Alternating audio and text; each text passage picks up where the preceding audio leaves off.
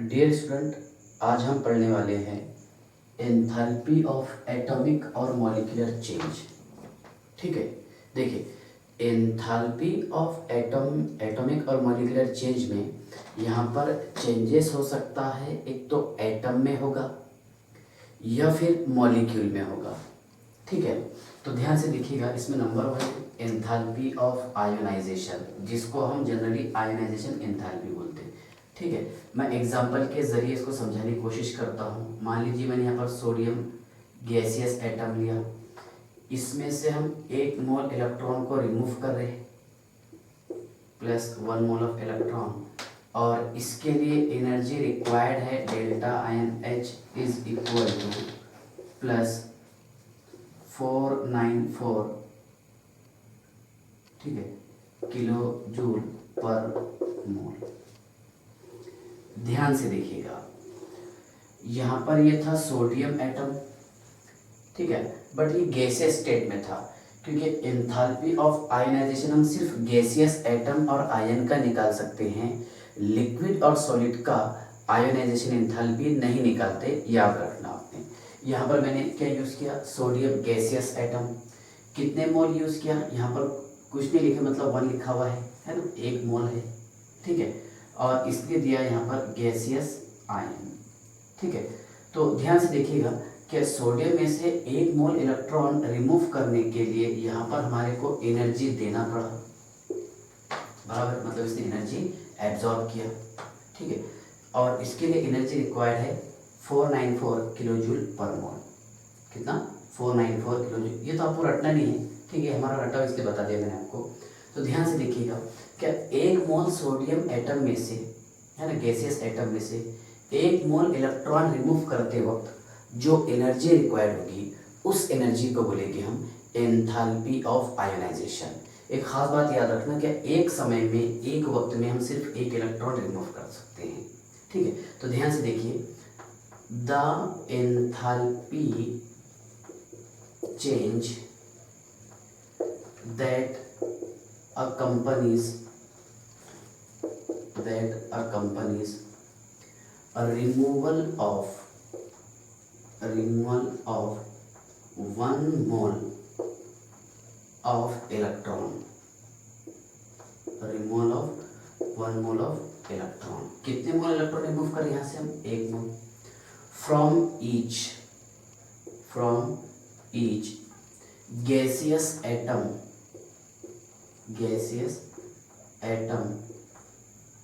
और आयन। एक तो गैसियस एटम में से रिमूव करेंगे हम, या फिर गैसियस आयन में से। ठीक है, देखिए, the enthalpy change that accompanies removal of 1 mole of electron from each gaseous atom और आयन, ठीक है, कॉल्ड एज, क्या बोलेंगे इसको, एंथैल्पी ऑफ आयोनाइजेशन। यानी 1 मोल गैसियस एटम और आयन में से इलेक्ट्रॉन रिमूव करते वक्त जो एनर्जी रिक्वायर्ड होगी, उस एनर्जी को बोलेंगे हम एंथैल्पी ऑफ आयोनाइजेशन। क्या बोलेंगे इसको हम, एंथैल्पी ऑफ आयोनाइजेशन। और सोडियम के आउटर मोस्ट शेल में कितने इलेक्ट्रॉन रहते, 1 इलेक्ट्रॉन, इसलिए मैंने यहाँ से 1 इलेक्ट्रॉन रिमूव किया हूँ। ठीक है, अब ध्यान से देखिए, सेकंड एग्जाम्पल लेते हैं कैल्शियम। ठीक है, लेकिन यहाँ पर आपको गैसियस एटम और आयन यूज करना है, सॉलिड और लिक्विड का आयोनाइजेशन एंथैल्पी नहीं निकाल सकते। ठीक है, गैसियस एटम, अब मान लीजिए मैंने यहाँ से 1 मोल इलेक्ट्रॉन रिमूव किया, तो Ca positive plus 1 mole of electron, और इसके लिए एनर्जी रिक्वायर्ड है प्लस 590 किलो जूल पर मोल। यानी 1 मोल कैल्शियम में से 1 इलेक्ट्रॉन अगर हम रिमूव करेंगे, उसके लिए जो एनर्जी रिक्वायर्ड होगी, उस एनर्जी को बोलेंगे हम एंथैल्पी ऑफ आयोनाइजेशन। तो ध्यान से देखिएगा बेटा, ठीक है, ये होगा इसका फर्स्ट आयोनाइजेशन एंथैल्पी। क्या है ये, फर्स्ट आयोनाइजेशन एंथैल्पी। ठीक है, और एक इलेक्ट्रॉन रिमूव कर सकते हैं, क्योंकि कैल्शियम का वैलेंसी 2 रहता है, ये 2 इलेक्ट्रॉन का लॉस करता है, तो Ca पॉजिटिव, है ना, ये क्या है, गैस है, 2 gives Ca di positive plus 1 mole of electron, है ना, और एनर्जी है delta ion H is equal to 1150 kilo joule per mole. अब सवाल ये है क्या यहाँ पर सेकंड आयोनाइजेशन एंथैल्पी थोड़ी ज़्यादा लगी as compare to first ionisation enthalpy? बराबर है, याद रखना आपने, सेकंड आयोनाइजेशन एंथैल्पी ये हमेशा ज़्यादा रहती किससे? फर्स्ट आयोनाइजेशन एंथैल्पी से, बराबर है। और थर्ड आयोनाइजेशन एंथैल्पी ज़्यादा रहेगी सेकंड आयोनाइजेशन एंथैल्पी से। तो ऐसा क्यों होता होगा? ध्यान से देखिएगा, इसलिए होता होगा क्योंकि इसलिए होता है क्योंकि यहाँ पर Ca पर चार्ज कौन सा है? Positive charge. क्या है? Positive charge. और Ca के पास में अभी 20 में से 19 इलेक्ट्रॉन बचे, मतलब यहाँ पर इलेक्ट्रॉन और पॉजिटिव चार्ज के बीच में स्ट्रॉन्ग एट्रैक्शन हो जाता है, इसकी वजह से, है ना। यहाँ पर देखिएगा सेकंड आयोनाइजेशन एंथैल्पी ज़्यादा रहेगा as compare to first ionisation enthalpy. समझ में आ गया? क्यों रहेगा? Why second ionization enthalpy is greater than first ionization enthalpy? Because, है ना, because strong force of attraction between electron and positive charge, क्योंकि बहुत स्ट्रॉन्ग फोर्स ऑफ एट्रैक्शन हो जाता है इलेक्ट्रॉन और पॉजिटिव चार्ज के बीच में, ठीक है। इसकी वजह से सेकंड आयोनाइजेशन एंथैल्पी हमेशा ज़्यादा रहेगा फर्स्ट आयोनाइजेशन एंथैल्पी के, बराबर है। क्योंकि जब इलेक्ट्रॉन हम रिमूव करेंगे तो ध्यान से देखिएगा, क्या ये जो है शेल थोड़ा नज़दीक आ जाएगा न्यूक्लियस से और एट्रैक्शन बढ़ जाएगा, ठीक है। ये समझ में आ गया आपको? आयोनाइजेशन एंथैल्पी क्या रहता है? पक्का किसका निकाल सकते हैं? गैसियस एटम और आयन का, लिक्विड और सॉलिड का नहीं निकालते, ठीक है। उसके बाद में पेरेंट आयोनाइजेशन एंथैल्पी ये ज़्यादा रहेगा एज कंपेयर टू इनर, मतलब ये first second third ionization enthalpy, ठीक है। ये कंसेप्ट समझ में आ गया आपको? कौन से वाला आयोनाइजेशन एंथैल्पी ज़्यादा रहेगा, ठीक है। एक इसमें टॉपिक बेटा ये है, क्या इलेक्ट्रॉन गेन एंथैल्पी किसको बोलेंगे हम? इलेक्ट्रॉन गेन एंथैल्पी, ठीक है। इसको हम रिप्रेजेंट करते हैं डेल्टा EgH से। मान लीजिए यहाँ पर मैंने न्यूट्रल गैसियस एटम यूज़ किया और इसमें हम 1 मोल इलेक्ट्रॉन दे रहे हैं, इसको कन्वर्ट होगा Cl नेगेटिव और एनर्जी ये रिलीज करेगा delta H -349 kilo joule per mole, ठीक है। अब यहाँ से हमारे को डेफिनेशन बनाना है, ध्यान से देखिए। यहाँ पर मैंने न्यूट्रल गैसियस एटम और आयन यूज़ किया और इसमें हम ऐड कर रहे हैं 1 मोल ऑफ इलेक्ट्रॉन। जब 1 मोल इलेक्ट्रॉन ऐड करेंगे क्लोरीन गैसियस एटम पर तो इसका कन्वर्जन होगा नेगेटिव आयन में, है ना, और यहाँ से एनर्जी रिलीज होगी because it is an exothermic reaction. कौन सा रिएक्शन है? एक्सोथर्मिक, ठीक है। तो ध्यान से देखिएगा definition, the enthalpy change that accompanies the enthalpy change that accompanies when, ठीक है, 1 mole of electron is added to neutral gaseous atom, added to neutral gaseous, added in करना, added in neutral gaseous atom to produce negative ion called as electron gain enthalpy। यानी जब हम 1 मोल electron add करेंगे neutral gaseous atom और ion पर तो उस वक्त इसका कन्वर्जन नेगेटिव आयन में होगा, जिसे हम इलेक्ट्रॉन गेन एंथैल्पी कहते हैं। क्या बोलेंगे इसको? Electron gain enthalpy. ओके, सो इलेक्ट्रॉन गेन एंथैल्पी इसकी कितनी रहेगी? -349 किलो जूल पर मोल। यहाँ तक क्या आपको समझ में आ गया? ठीक है ना। तो ये फर्स्ट टॉपिक था किसका? एंथैल्पी ऑफ एटॉमिक और मॉलिक्यूलर चेंज का, ठीक है। सेकंड वाला इसमें एंथैल्पी ऑफ एटमाइजेशन, ध्यान से देखिएगा, एंथैल्पी ऑफ एटमाइजेशन। फिर थर्ड रहेगा एंथैल्पी ऑफ सॉल्यूशन। तो मैं छोटे छोटे लेक्चर बना रहा हूँ अभी, ठीक है। अभी पढ़ लेंगे हम एंथैल्पी ऑफ एटमाइजेशन, फिर उसके बाद में एंथैल्पी ऑफ सॉल्यूशन थोड़ा डिटेल रहेगा क्योंकि इसमें बॉर्न-हेबर साइकिल आपको समझाना है।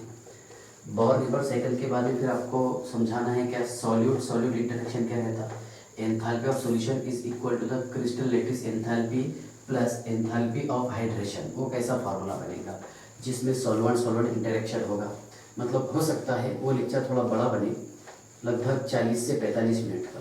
ठीक है, तो सोचा मैं कि इसको 2 पार्ट्स में डिवाइड कर देता हूँ। ठीक है ना, देखिए बेटा, सेकंड टॉपिक है इसमें एंथैल्पी ऑफ एटमाइजेशन। क्या रहेगा? एंथैल्पी ऑफ एटमाइजेशन, बराबर। एटमाइजेशन यहाँ पर क्या हो रहा है, इसका मीनिंग क्या, मैंने ये गैसियस मॉलिक्यूल लिया क्लोरीन, और इसमें गैसियस एटम तैयार हो रहा है। ये भी गैस है बेटा, ये भी गैस है और ये भी गैस है। ठीक है, मीन्स यहाँ पर हमने Cl और ये Cl, ये मॉलिक्यूल तोड़ने के लिए एनर्जी दिए, है ना। मीन्स मॉलिक्यूल को ब्रेक डाउन करने के लिए एनर्जी देना पड़ता है, बराबर। और जब मॉलिक्यूल तैयार हुआ तो वहाँ से एनर्जी रिलीज होती है। ओके, तो ध्यान से देखिएगा, इसमें Cl बॉन्ड Cl था, इस बॉन्ड को तोड़ने के लिए हमने एनर्जी दी। एनर्जी देने की वजह से क्या हुआ कि गैसियस मॉलिक्यूल का, है ना, गैसियस फेज का कन्वर्जन हुआ गैसियस एटम में, बराबर। पूरे मॉलिक्यूल को हमने तोड़ दिए। और बेटा इसके लिए एनर्जी रिक्वायर्ड है, ध्यान से देखना, ये हमने Cl बॉन्ड Cl तोड़े थे, इसके लिए एनर्जी रिक्वायर्ड है डेल्टा एटम H, मतलब इसमें एक एक एटम हमने सेपरेट कर दिए, वो भी गैसियस था, गैसियस मॉलिक्यूल से गैसियस एटम बना दिए। और इसके लिए एनर्जी रिक्वायर्ड है plus 242 kilo joule per mole.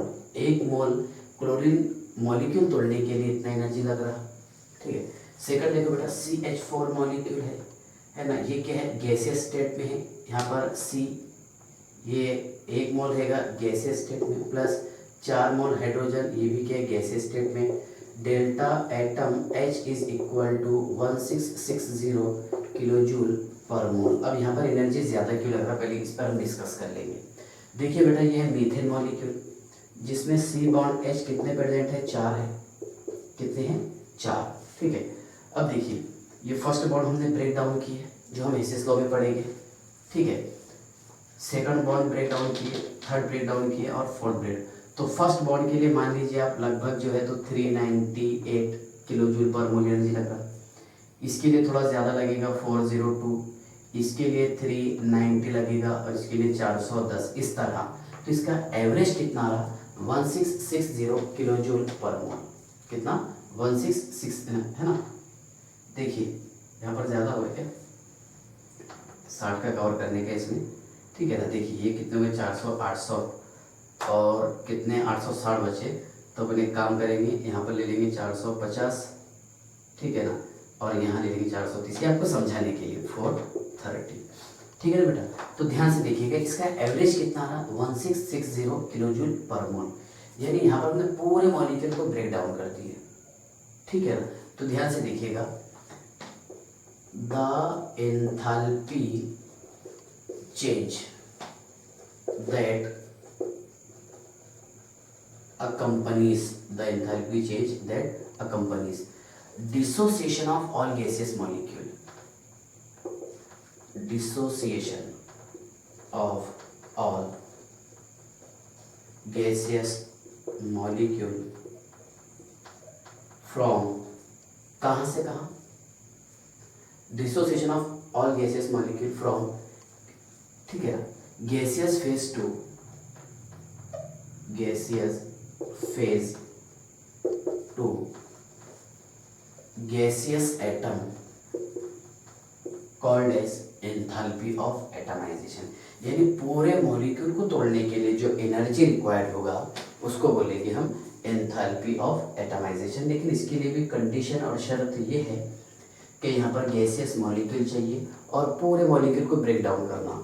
ठीक है ना, ये समझ में आ गया आपको। अगर मान लीजिए अमोनिया गैसियस मॉलिक्यूल रहता NH3, ठीक है ना, तो इसके पूरे मॉलिक्यूल को तोड़ते थे हम, कैसा तोड़ते थे बताइए, N गैस प्लस, बराबर है ना, 3H, ये भी क्या है, गैस, और इसके लिए डेल्टा एटम H कितना रहेगा वो इम्पोर्टेंट नहीं, लेकिन पॉजिटिव रहेगा, क्योंकि यहाँ पर आपको एनर्जी देना पड़ेगा इस मॉलिक्यूल को तोड़ने के लिए।